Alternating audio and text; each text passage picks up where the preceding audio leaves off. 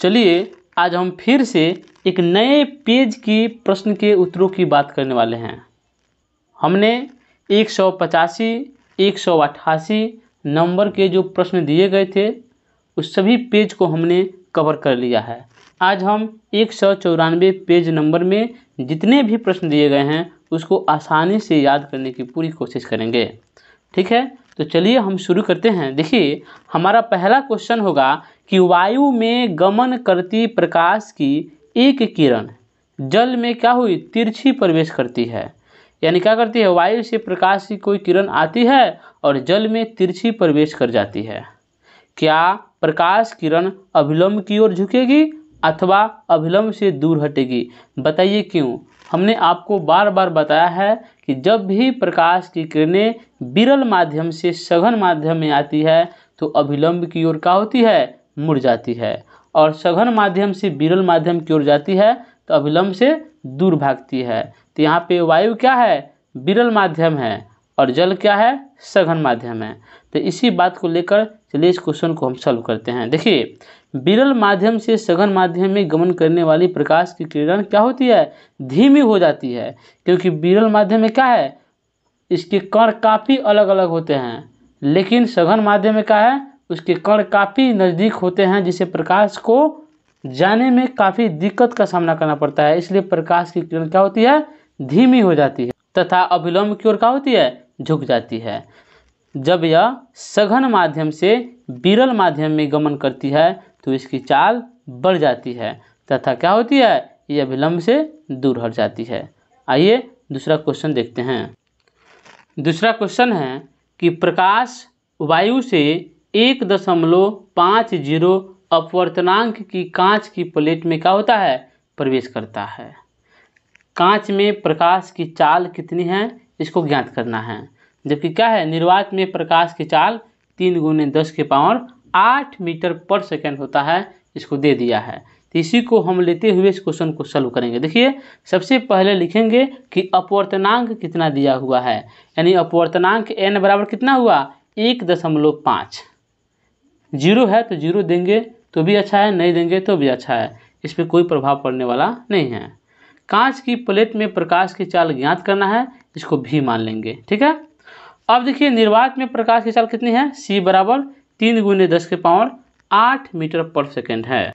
तो हम सूत्र क्या जानते हैं, n बराबर c/v जानते हैं। इसी सूत्र को याद करेंगे तो क्वेश्चन बनेगा, अन्यथा इस क्वेश्चन को हम नहीं बना पाएंगे।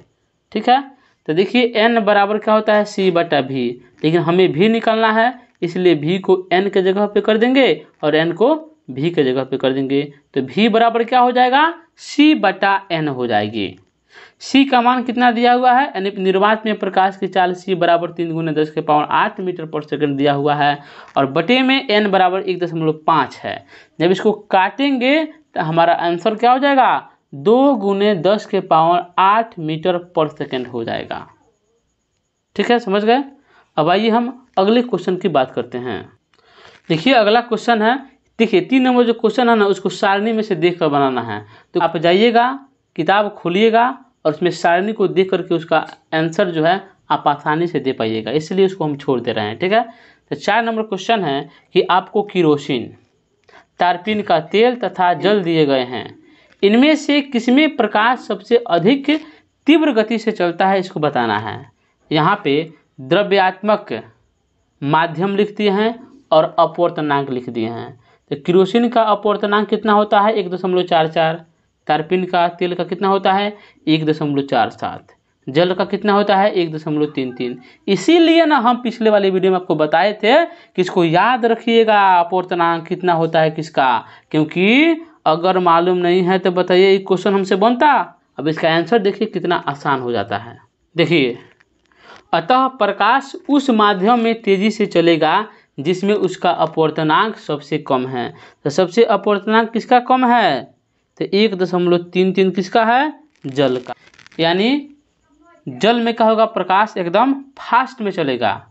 ठीक है, इन तीनों में से जल का अपवर्तनांक सबसे कम है, इसीलिए प्रकाश जल में सबसे अधिक तीव्र गति से चलेगा। आपका आंसर कितना सरल हो गया, याद है तब ना, याद नहीं होता तो आंसर बहुत कठिन होता। आइए अगले क्वेश्चन की बात करते हैं कि हीरे का अपवर्तनांक 2.42 है, इस कथन का क्या अभिप्राय है। इस क्वेश्चन को हमने बता दिया है, फिर भी बता रहे हैं क्यों कि आपके अभ्यास में दिया गया है। ठीक है, तो हमें पता है कि हीरे का अपवर्तनांक कितना होता है, सबसे अधिक होता है, यानी 2.42 होता है। इसलिए इसका प्रकाशिक घनत्व भी क्या होता है, सबसे अधिक होता है। n बराबर c/v जानते हैं ना, इससे ही ज्ञात होता है। यदि n सबसे अधिक है तो v सबसे छोटा होगा, इसीलिए हीरे में प्रकाश की गति क्या है, सबसे कम है। आशा करता हूं कि आपको सेशन अच्छा लगा होगा। सेशन आपको अच्छा लगा होगा तो प्लीज़ एक प्यारा सा कमेंट और एक लाइक ज़रूर कर दीजिएगा। ठीक है, चलिए हम चलते हैं। जय हिंद, जय भारत।